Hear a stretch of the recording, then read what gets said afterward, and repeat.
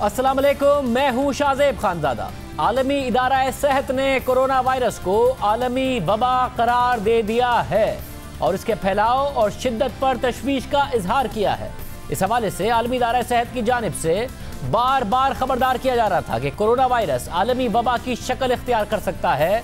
सबकी नजरें इस हवाले से इस बात पर थी कि इसको आलमी वबा करार दिया जाएगा या नहीं दिया जाएगा, इसका फैलाव क्या इतना तेज है। और आज कोरोना वायरस को आलमी वबा करार दे दिया गया है। इस वक्त कोरोना वायरस दुनिया के 118 से जायद मुमालिक में फैल चुका है। इस वायरस से अमवात की तादाद 4300 से जायद हो गई है और 1,19,000 से जायद अफराद मुतासिर हैं। चीन के बाद कोरोना वायरस से सबसे ज्यादा मुतासिर होने वाला मुल्क इटली है, जहां पूरे मुल्क में लॉकडाउन है। कोरोना से अमवात की तादाद 630 से वहां जायद हो गई है, जबकि मरीजों की तादाद 10,000 से तजावुज कर गई है।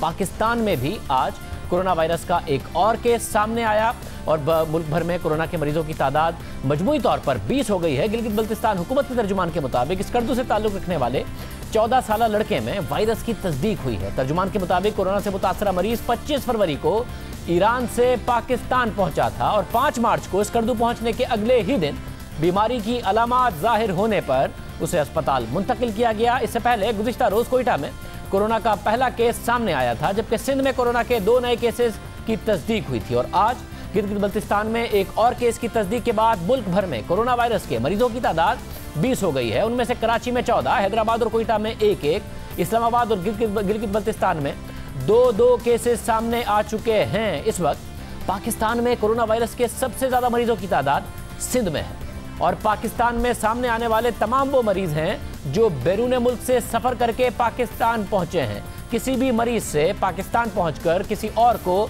यह वायरस नहीं लगा है अभी तक, या रिपोर्ट नहीं हुआ है, मगर पाकिस्तान में दाखिले के वक्त इन मुतासरा अफराद का पता नहीं चलाया जा सका। एयरपोर्ट पर पता चलाया नहीं जा सका। सरहदों और एयरपोर्ट्स पर मौसर स्क्रीनिंग ना होने पर वफाकी हुकूमत पर सवालात उठ रहे हैं, तनकीद हो रही है, तशवीश का इजहार किया जा रहा है। कल वज़ीर आला सिंध मुराद अली शाह ने हमारे प्रोग्राम में एयरपोर्ट पर वफाकी हुकूमत के इंतजामात पर सवाल उठाया और आज सिंध हुकूमत के तर्जुमान मुर्जा वहाब ने भी न्यूज़ कॉन्फ्रेंस में कहा कि एयरपोर्ट, सरहदें और बंदरगाहें वफाक के कंट्रोल में हैं। अगर मॉनिटरिंग ठीक होती तो एयरपोर्ट पर ही कोरोना के मरीजों का पता लगा लिया जाता।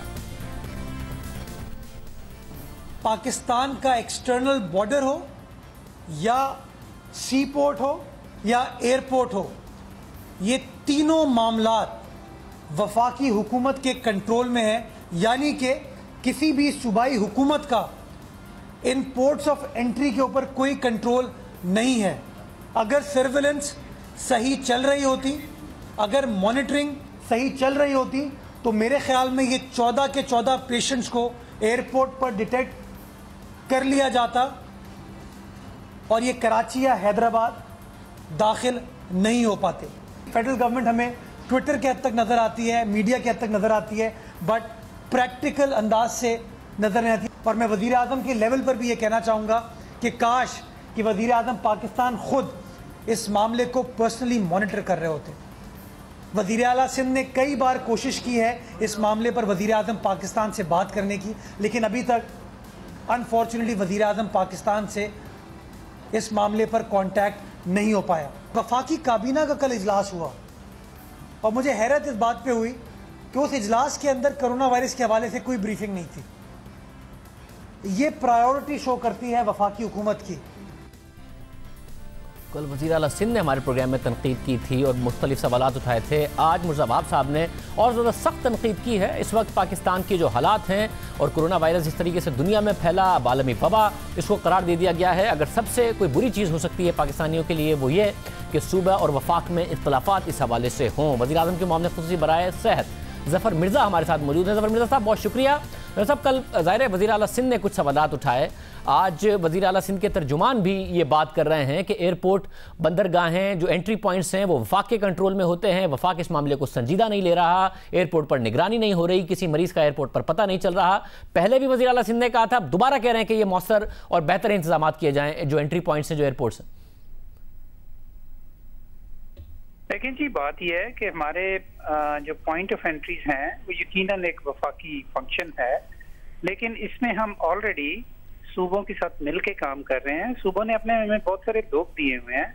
जहाँ तक क्वारंटाइन का ताल्लुक है, जो हमारी एयर ट्रैफिक है और जितने पैसेंजर्स बाहर से आते हैं और अब जितने मुल्कों में ये फैल चुका है, उस हवाले से क्वारंटाइन पाकिस्तान के लिए मुमकिन नहीं था। हमने यानी एयरपोर्ट्स के ऊपर, उसके लिए हमने एक इमरजेंसी कोर कमेटी बनाई हुई है। डेली उसकी मीटिंग होती है, उसमें सारे इन्फेक्शियस डिजीज के एक्सपर्ट्स हैं।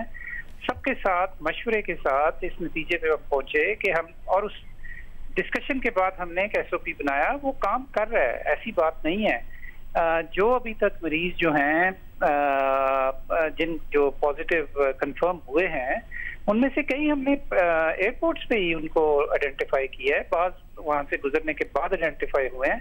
और इसको भी ये समझना चाहिए जी कि अगर आप इंक्यूबेशन पीरियड में हैं और बाहर से आ रहे हैं, तो ये मुमकिन है कि एयरपोर्ट पे जब आप हों तो आपको कोई अलामत ना हो, लेकिन वहां हम इन पैसेंजर्स को प्रॉपर हदायत देते हैं कि अगर खुदा ना खास्ता बाद में क्योंकि अभी आपका इंक्यूबेशन पीरियड मुकम्मल नहीं हुआ, तो अगर आपको कोई अलामत हो जाए तो फिर आपने कहाँ इत्तला करनी है, क्या आपने एहतियाती तदाबीर करनी है, वगैरह वगैरह। इसीलिए इन तमाम चीज़ों का ये समर है। इसको यूं देखना चाहिए कि पाकिस्तान खित्ते का आखिरी मुल्क था कि जिसने केस रिपोर्ट किया, दुनिया का 48वां मुल्क है कि जिसने केस रिपोर्ट किया, और दिस हैज बीन वर्किंग। वजीर आला सिंध की सतह पे इसमें मेरा नहीं ख्याल कि कोई कंट्रोवर्सी है। मुझे नहीं पता कि नीचे किस तरह चीजें एक्सप्लेन हो रही हैं। हम उनके साथ पूरी कोऑर्डिनेशन के साथ काम कर रहे हैं, और मैं ये समझता हूँ जी कि इस तरह के इशू पे, हेल्थ के इशू पे, जो कि कौमी इमरजेंसी की सूरत इख्तियार कर सकता है, हमें किसी हर तरह की सियासत से बाला होकर काम करना चाहिए। यही हमारी स्ट्रेटजी है, और इस पे सारे सूबे भी मुत्तफिक हैं। लेकिन here and there you keep hearing also these kind of statement. मतलब हेयर एंड देयर ही नहीं, वज़ीर आला सिंध ने हमारे प्रोग्राम में सवाल उठाया कल कि मैंने पहले कहा था कि क्वारंटाइन की चीज़ें बेहतर करें। आपने कहा बहुत खित्ते में सबसे आखिर में पाकिस्तान में आया, यानी आप पाकिस्तान की हुकूमत के पास टाइम था चीज़ों को इम्प्लीमेंट कराने का, क्योंकि बहुत आखिर में जाकर रिपोर्ट हुआ है। कुवैत ने जितने भी मुसाफिर ईरान से आए सबको क्वारंटाइन में डाला। श्रीलंका ने 622 मुसाफिरों को क्वारंटाइन में डाला। थाईलैंड ने साउथ कोरिया और ईरान से आने वाले तमाम जो मुसाफिर थे उनको क्वारंटाइन में डाला। कतर ने ईरान से आने वाले तमाम मुसाफिरों को क्वारंटाइन में डाला। जब पाकिस्तान में नजर आ रहा है कि ज्यादातर केसेस ईरान से रिपोर्ट हुए थे, तो ईरान से जितने भी मुसाफिर आ रहे थे उन सबको क्वारंटाइन में डालने में क्या हर्ज था? उनको डाल दिया जाता। हम भी कर रहे हैं तफ्तान में, फॉर एग्जांपल 3000, आप मुझे 600 की बात कर रहे हैं, हमने 3000 से ज्यादा पैसेंजर्स को वहां पे क्वारंटाइन किया हुआ है। 14 दिन से पहले नहीं जाने देंगे। मतलब बलूचिस्तान में किया तो कराची में और बाकी एयरपोर्ट्स में क्यों नहीं किया? सिर्फ बलूचिस्तान में क्यों किया? क्योंकि वहां पे हमारी रिस्क असेसमेंट डिफरेंट थी, और जब चाइना से लोग आ रहे थे तो उनके बारे में हमारी रिस्क असेसमेंट डिफरेंट थी। इसलिए कि वहां पे उन्होंने खुद चाइना के अंदर जो हब था, इसका जो एपी सेंटर था, उसको क्वारंटाइन किया हुआ था। There is a limit to do things. और मतलब अगर हम सिर्फ तनकीद ही करना चाहें तो तनकीद के तो आप अमेरिका के ऊपर भी कर सकते हैं, दूसरे मुल्कों के ऊपर भी कर सकते हैं कि उन्होंने कैसे इंतजाम किए, ये क्यों नहीं किया और ये क्यों नहीं किया।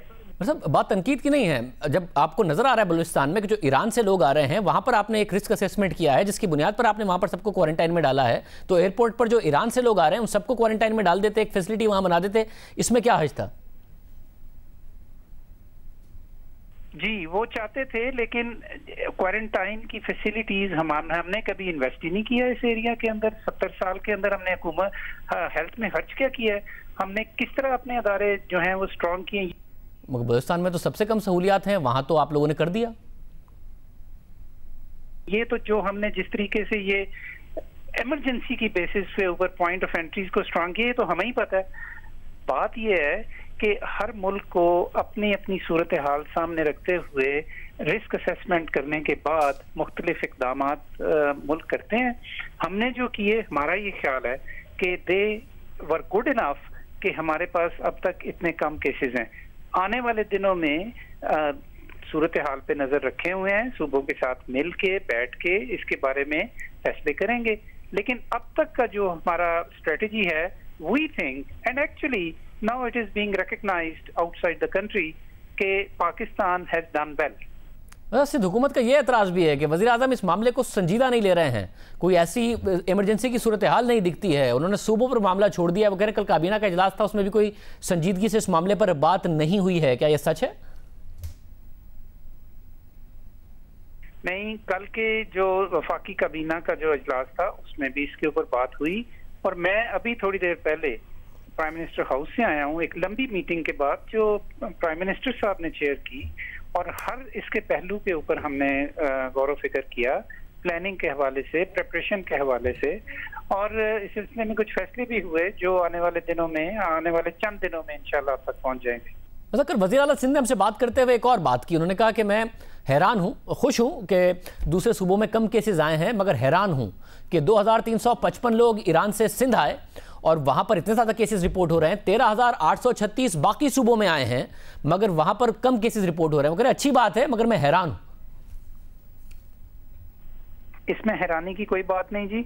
हम आपको एग्जैक्ट नंबर दे सकते हैं कि पंजाब ने कितने फॉलो किए, केपी ने कितने फॉलो किए, इवन बलोचिस्तान में कितने फॉलो हुए। असल इसकी वजह यह है जी कि कराची का जो एयरपोर्ट है ये पाकिस्तान का मसरूफ तरीन एयरपोर्ट है। यहाँ पे मैक्सिमम इंटरनेशनल पैसेंजर्स लैंड करते हैं, तो ये कोई अचंभे की बात नहीं है कि वहाँ पे तादाद ज्यादा है, लिहाजा आपकी प्रोपोर्शन भी ज्यादा है। नहीं डॉक्टर साहब, बात है क्योंकि 2355 लोग सिंध आए हैं, कितना भी मसरूफ हो तादाद भी तो देखिए ना। 2355 सिंध आए हैं, बाकी 13000 दूसरे शहरों में आए हैं, तो ये तादाद तो ज़्यादा है दूसरे सूबों में। वहाँ पर अगर कम केसेस आ रहे हैं तो वो हैरान है, कहीं फॉलोअप सही तरीके से नहीं किया गया, मसला तो नहीं? जी हाँ जी, और उनकी भी फॉलोअप हो रहा है, उनकी भी। हमारे पास एग्जैक्ट नंबर्स हैं जी तमाम सूबों के। मतलब एक और बात, वज़ीर आला सिंध कह रहे हैं कि मैंने बड़ी दरख्वास्त करके इजलास बुलाया कोरोना के मामले पर कि भाई इजलास हो, तो जिसमें चारों सूबों का इजलास हुआ। एक अकेला वज़ीर आला वो थे, बाकी सूबों के चीफ सेक्रेटरी थे। तो क्या बाकी 3 सूबे संजीदा नहीं ले रहे हैं जिसकी वजह से केसेस सामने नहीं आ रहे हैं? इसका आप मेरे से तो सवाल ना करें। ये हमने तो बुलाया था सबको, और मैं बड़ा मशकूर हूँ कि सिंध के वज़ीर आला तशरीफ लाए, बाकी चीफ सेक्रेटरीज आए, और उनके कुछ के हेल्थ मिनिस्टर्स भी थे। तो I mean how can I comment on this? मतलब मगर आप तहरीक इंसाफ की हुकूमत का हिस्सा है, बाकी सूबों में उनकी हुकूमत है। ऐसा तो नहीं है कि वो इसको संजीदगी से नहीं ले रहे हैं कि बाकी चीफ मिनिस्टर्स सिवाय जो वज़ीर आला सिंध हैं उसके थे ही नहीं, उन्होंने ब्यूरोक्रेट्स को भेज दिया, वो संजीदा ले रहे हैं, और जो कुछ इस वक्त दूसरे सूबों में सूरत हाल है वही है? नहीं, मैं इसको इस तरह इंटरप्रीट नहीं करता जी। मैं इसको इस तरह इंटरप्रीट नहीं करता, और I am giving U A technical answer because I have numbers.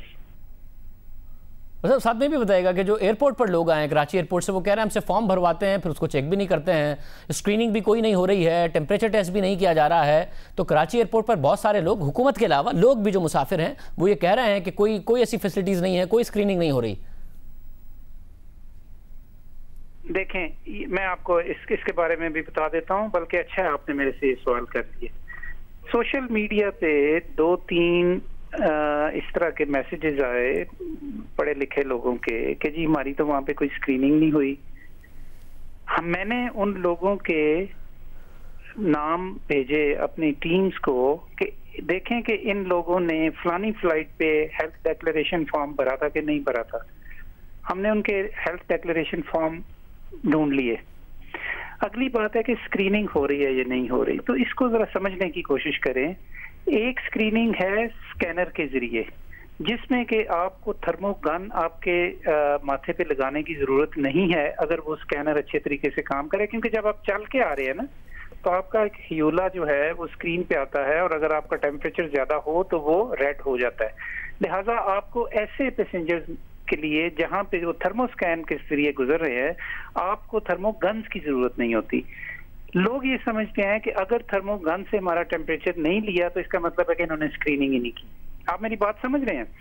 ये हमने नए थर्मोस्कैनर कराची में, लाहौर में, इस्लामाबाद में लगाए, और उसको लोग अब यूं इंटरप्रेट कर रहे हैं कि जी हमारी तो इन्होंने स्क्रीनिंग ही नहीं की।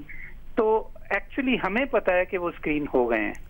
अब ज़ाहिर है जैसे जैसे टाइम गुजर रहा है, बहुत ज़्यादा रिसर्च भी इसके ऊपर सामने आ रही है कि 14 दिन का वो कह रहे हैं कि जी बिल्कुल क्वारंटाइन होना चाहिए, बैलेंस है, मगर 5 दिन कम से कम लगते हैं सिम्टम्स डेवलप होने में। अभी इंटरनेशनल अखबारात में खबर आ भी गई है कि असरात जाहिर होना शुरू हो जाते हैं। तो क्वारंटाइन का कम से कम अगर बहुत ज़्यादा सहूलियात नहीं है, 5 दिन का पीरियड रख दीजिए फॉलोअप का, ताकि पता चल जाए कि क्योंकि अगर एयरपोर्ट पर नहीं पता चलता और सिम्टम्स नहीं आए होते तो 5 दिन में वो कहने के आ जाते हैं।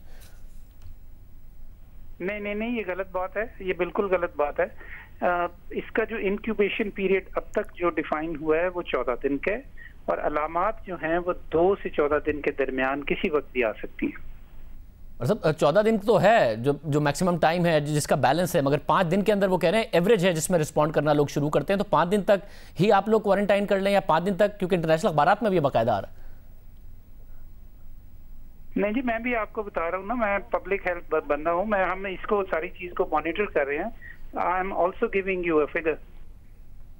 अच्छा, मगर इसके बाद लोग निकल जाते हैं, क्योंकि अभी तक जो सेकेंडरी कांटेक्ट है उसका कोई भी केस पाकिस्तान में नहीं आया है। आपने एक ट्वीट कर दिया था कि जो एक के मुख्तलिफ केसेस आए हैं वो पहले से जो मरीज था उससे कांटेक्ट में थे। वज़ीर आला सिंध ने कहा कि नहीं, ये बात बिल्कुल दुरुस्त नहीं है, और उन्होंने आपको बताया भी, ये बात फ़ोन करके आपको बताई कि ऐसा नहीं है, सारे के सारे प्राइमरी कॉन्टैक्ट हैं जो बाहर से लोग आए थे, अभी तक कोई सेकेंडरी नहीं है पाकिस्तान में जिसका कोई केस रिपोर्ट हुआ। हाँ, ये बात अहम है। ये इस पे मुझे थोड़ा सा आपको बताना पड़ेगा। देखें, बात ये है कि अल्लाह का शुक्र है कि इस वक्त तक जितने भी हमारे पास पेशेंट्स हैं पाकिस्तान में, ये सारे प्राइमरी पेशेंट्स हैं, ये सारे पैसेंजर्स हैं, ये अपनी बॉडीज में ये वायरस लेकर आए हैं पाकिस्तान में। इससे अगली बात यह है कि क्या इनकी वजह से किसी लोकल शख्स को ये वायरस ट्रांसफर हुआ है, तो इसका आज जब हम ये बात कर रहे हैं तो इसका जवाब नफी में है। आगे का पता नहीं, अल्लाह करे कि ये human to human local transfer यहाँ पे ना हो। लेकिन इसमें एक बहुत इंपॉर्टेंट चीज जो समझने की है वो ये है कि अगर हम इन 19 या 20 केसेस जो हैं, या आने वाले दिनों में खुदा न खास्ता जो और केसेस होंगे, अगर हम इनको सही मैनेज कर लें और इनकी कांटेक्ट ट्रेसिंग कर लें और उनको भी स्क्रीन कर लें, तो हम पाकिस्तान में इस आउटब्रेक को इफेक्टिवली रोक सकते हैं।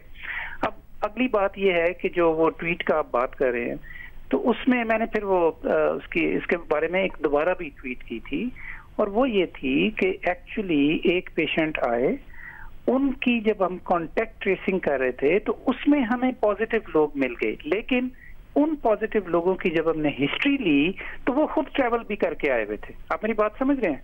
अच्छा, इसलिए हम ये कह रहे हैं कि ये सारे लोग जो हैं ये प्राइमरी है, चाहे वो कॉन्टैक्ट ट्रेसिंग के दौरान हमें डिटेक्ट हुए हैं, लेकिन दे वर ऑल्सो ट्रैवलर्स। बहुत शुक्रिया। हमारे साथ डॉक्टर ज़फ़र मिर्ज़ा मौजूद थे, मामले ख़ुसूसी वज़ीर आज़म बराए सेहत। सिंध हुकूमत से भी वर्जन मालूम करेंगे, बहुत सारी चीज़ों का उन्होंने जवाब दिया है, साथ ही आपके सामने वो रिसर्च भी रखते चलें। मोतबर बरतानवी अखबार दी गार्जियन में शाया होने वाली तहकीक के मुताबिक 5 दिन तक कोरोना से मुतासर अफराद में बीमारी की अलामात ज़ाहिर नहीं होती। तहकीक के मुताबिक ज़्यादातर केसेज में 5 दिनों के बाद ही बीमारी की अलामात सामने आना शुरू हो जाती हैं, जबकि बहुत कम तादाद ऐसे लोगों की है जिनकी बीमारी की अलामात का पता चलने में 14 दिन लगते हैं।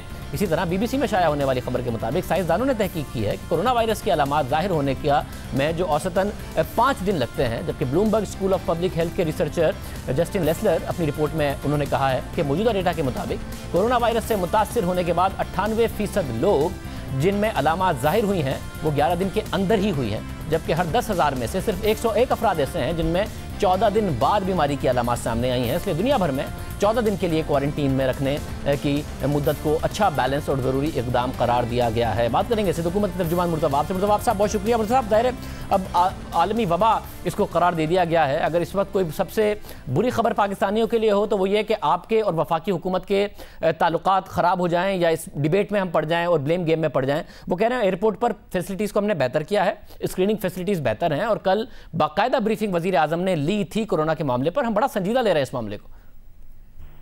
बहुत शुक्रिया शाहिद साहब। कल जो वज़ीर आला सिंध ने बात की है, आज जो मैंने प्रेस कॉन्फ्रेंस की थी, उसका मकसद वफाकी हुकूमत को सिर्फ तनकीद का निशाना बनाना नहीं था, बल्कि वफाकी हुकूमत को झंझोड़ना था, ताकि वफाकी हुकूमत हमारे मसाइल को समझ सके और जहां जहां हमें उनकी मदद की जरूरत है और हम मिलकर काम कर सकते हैं तो वो कॉमन ग्राउंड ढूंढे हैं। और इसीलिए मैंने उन केसेस को आइडेंटिफाई किया अपनी प्रेस कॉन्फ्रेंस में कि जो 14 केसेस सूबा सिंध के अंदर कोरोना वायरस के डिटेक्ट हुए हैं, ये वो केसेस हैं जो कि सब के सब बैनुल-अक़वामी सतह से ट्रैवल करते हुए कराची पहुंचे थे। और अभी जो ज़फ़र मिर्जा साहब की बात सुन रहा था कि उनको डिटेक्ट किया गया एयरपोर्ट पे, मैं इसकी तरदीद करना चाहूंगा शाहिद साहब, इनमें से कोई भी पेशेंट जो है वो एयरपोर्ट पर डिटेक्ट नहीं हुआ था। हमें जो FIA से 2300 लोगों की लिस्ट मिली थी, जब हमने उनको ट्रैक डाउन करने के बाद हमारे लोगों ने उनको जब रीच आउट करने के बाद उनका टेस्ट कराया, उसके बाद वो 14 लोग पॉजिटिव डिटेक्ट किए गए। सिमिलरली अगर डॉक्टर साहब की बात दुरुस्त होती एयरपोर्ट पे या पोर्ट ऑफ एंट्री पर सही मॉनिटरिंग के हवाले से, तो जो कल क्वेटा का केस मंजर आम पे है, जो 12 साल बच्चा है, तो उसकी भी अगर आप तारीख देखें, उसकी अगर तफसील में जाएंगे तो उसका क्वारंटीन तोड़ते हुए उसका ताफ्तान पे टेस्ट नहीं लिया गया, उसको क्वेटा शिफ्ट किया गया और इवेंचुअली उसका टेस्ट जो है उन्होंने क्वेटा में लिया। तो दैट मीन्स कि जो हमारी पोर्ट ऑफ एंट्री है, जहां पर जिस तरीके से मॉनिटरिंग करने की जरूरत है, सर्वेलेंस करने की जरूरत है, अनफॉर्चुनेटली उस तरीके से वो काम नहीं हो रहा।